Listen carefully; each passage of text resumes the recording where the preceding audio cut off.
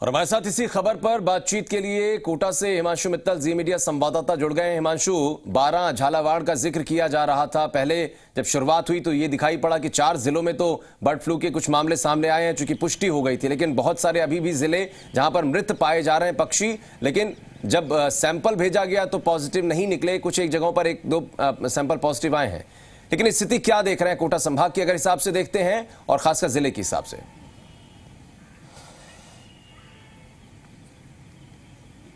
देखिए आशीष, आपको बता दें कि कोटा में अब तक 280 पक्षियों की जो मौत है वो हो चुकी है। चिंता इस बात को लेकर के बढ़ जाती है कि हर दिन पक्षियों की मौत के जो मामले हैं वो सामने आ रहे हैं, चाहे बात कौओं की हो, बतख की हो या कबूतरों की मौत के मामले हो। अलग अलग इलाकों से ये खबर आती है कि यहाँ पर ये पक्षी मृत मिला है। और इसके बाद में आपको बता दें कि फिलहाल डिस्ट्रिक्ट एडमिनिस्ट्रेशन की तरफ से इसको लेकर के एक कंट्रोल रूम बनाया गया है, वन विभाग की तरफ से कंट्रोल रूम बनाया गया है। जैसे ही पक्षियों की मौत के मामले की खबर आती है, रिस्पांस टीम मौके पर पहुंचती है, जिसके बाद में पक्षी को वहां से लिया जाता है और कहीं ना कहीं सैंपल के लिए भोपाल के लैब में भेजा जाता है।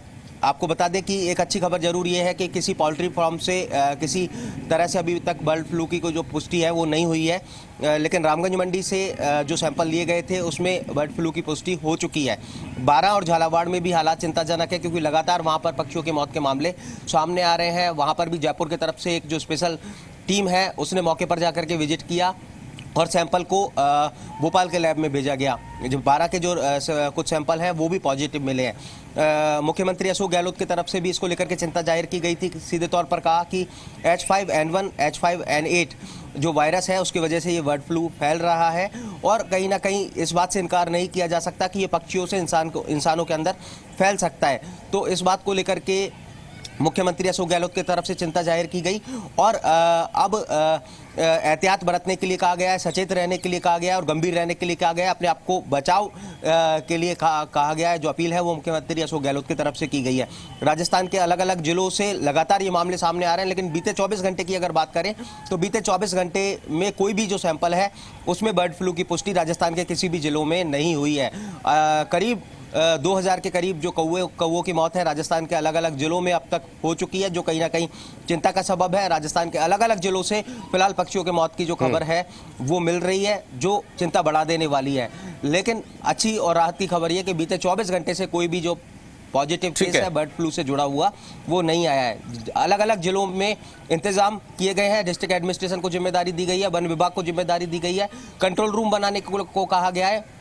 कंट्रोल रूम पर पूरी तरह से अलर्ट रहने के लिए कहा गया है। जहां से भी पक्षियों की मौत के मामले की खबर जैसे ही आती है वहां पर टीम पहुंचती है और टीम पहुंच करके उस पक्षी को वहां से उठाने के बाद में उसको सैंपल के लिए भोपाल के लैब में भेजा जा रहा है। लेकिन हिमांशु, जहां तक सबसे बड़ा खतरा जो आशंकाओं के बीच में था कि पोल्ट्री जो प्रोडक्ट्स हैं, जो पोल्ट्री फार्म जिनके हैं, जो संचालक हैं, उनके लिए बड़ी मुसीबत है। क्या अभी तक किसी भी तरीके से कोटा में जितने भी पोल्ट्री फार्म्स संचालित हैं वहां से कोई ऐसी खबर या संभाग स्तरीय कोई ऐसी खबर आई हो जहां पे ये कहा जा सकता है, क्योंकि लोगों को लगातार हम लोग अपील भी कर रहे हैं कि आप अभी अधपका मांसाहार करने से बचें या फिर मांसाहार करने से बचें या पोल्ट्री प्रोडक्ट्स अगर आप खाते हैं, इस्तेमाल करते हैं तो उससे बचें। तो अभी तक वहां से कोई ऐसे मामले, कोई ऐसी बात?